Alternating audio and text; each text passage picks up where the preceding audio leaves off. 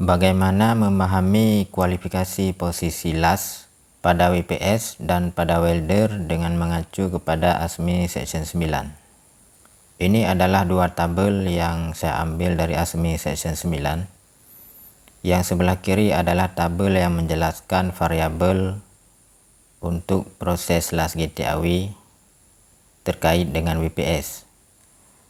Sedangkan tabel yang sebelah kanan adalah tabel yang menjelaskan esensial variabel untuk proses las GTAW untuk welder. Dari tabel sebelah kiri, di sini bisa kita lihat bahwa posisi las yang saya marking di pojok kiri bawah ini termasuk dalam non-esensial variabel.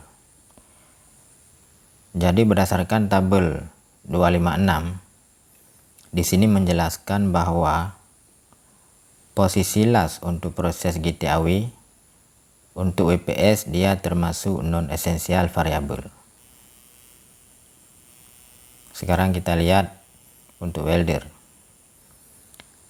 Untuk welder, berdasarkan tabel QW356, bahwa posisi las termasuk dalam esensial variabel.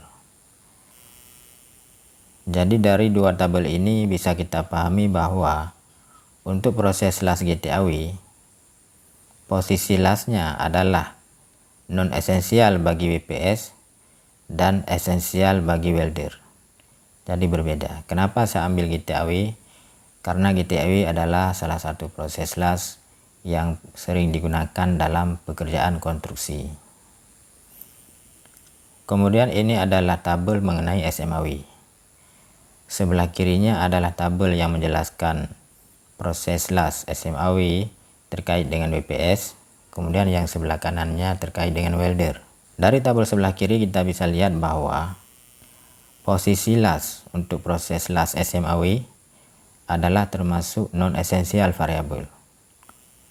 Kemudian di tabel sebelah kanan, tabel QW353, di sini menjelaskan bahwa posisi las termasuk dalam esensial variabel.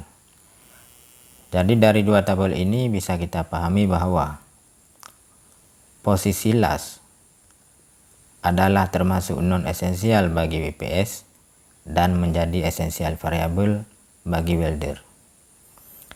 Jadi kesimpulan dari dua proses las ini bahwa untuk proses las GTAW dan SMAW bagi WPS posisi lasnya adalah non-esensial. Kemudian bagi welder posisi lasnya adalah esensial variabel. Kemudian implementasinya bagaimana? Ini adalah tabel yang menjelaskan kualifikasi seorang welder. Di bagian atas ada yang saya lingkari kolom qualification test, kemudian sebelah kanannya well qualified. Saya ambil contoh yang saya marking warna merah di pipa pipe groove. Kemudian bergeser ke sebelah kanan posisi 6G.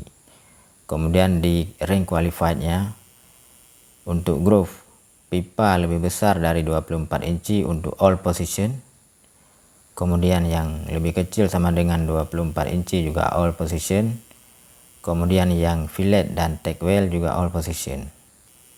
Artinya apabila seseorang welder dites pipe groove dengan posisi 6G, maka dia qualify untuk all position. Sekarang mari kita lihat contohnya.